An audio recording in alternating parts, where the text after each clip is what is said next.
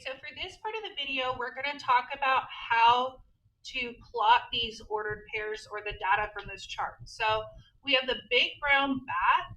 The body length in inches is 5 inches. The wingspan is 14. Because this is my X and this is my Y on my graph, what I'm going to do is I'm going to turn this into an ordered pair of 5, 14. So I'm going to go back over here to my graph and I'm going to go over 5 because that's my X or my body length. And then I'm going to go up to 14 and I'm going to put that dot right there. So that's my first plot. So I should have a total of 5 dots plotted on here, just like we do here, and it should have the same general shape. If I have where all of a sudden when I'm down here, I have one over here, I know that I made a mistake. It should have the same basic shape. So that was our first ordered pair. My next ordered pair for the little brown bat is 3.5 inches for my X, the body length, 10 inches for my Y, the wingspan. So I'm going to go over to 3.5. That should be midway. And then I'm going to go up to where 10 inches is. And this is hard for me. The lines move on me. So sometimes I have to use a ruler to kind of help me block out some of those other lines. So that's my 3.5. Going up to 10. It's that guy right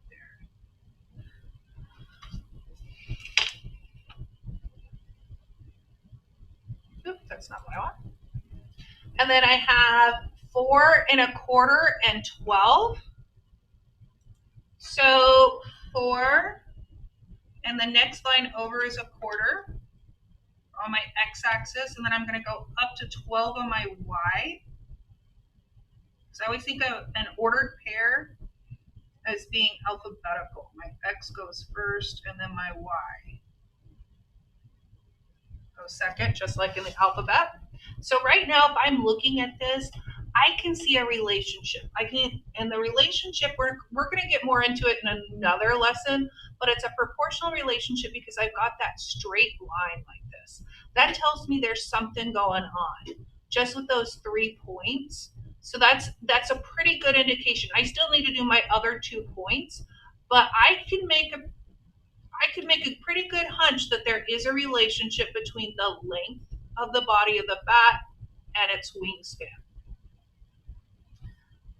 So the next one's the evening bat. So we have 4 inches for the body length and 11 for the wingspan. So that's 4 for my X, 11 for my Y.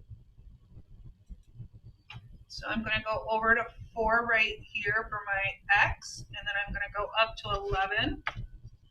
And the more tired I get, the easier it is for me to make a mistake. So I'm trying to be careful because I'm using pen so you can see it easier. There we go. So again, that fits right in there. Man.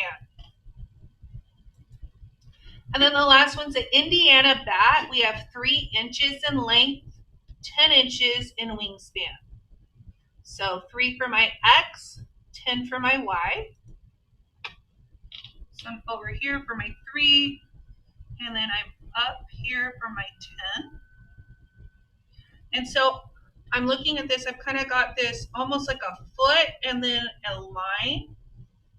And that does match what we have here. There's my foot and then the line. So it's pretty reasonable, but I can tell, even though this guy here seems to be a bit of an outlier, he's a bit of an outcast, if you will. I always think of an outlier as being like a grand slam. You hit it out of the park. It's not in line with the rest.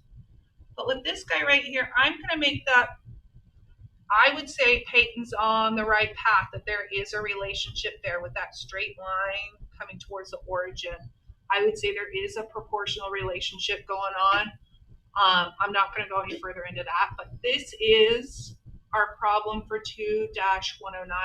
The big idea was making sure that we chose an appropriate scale for this down here.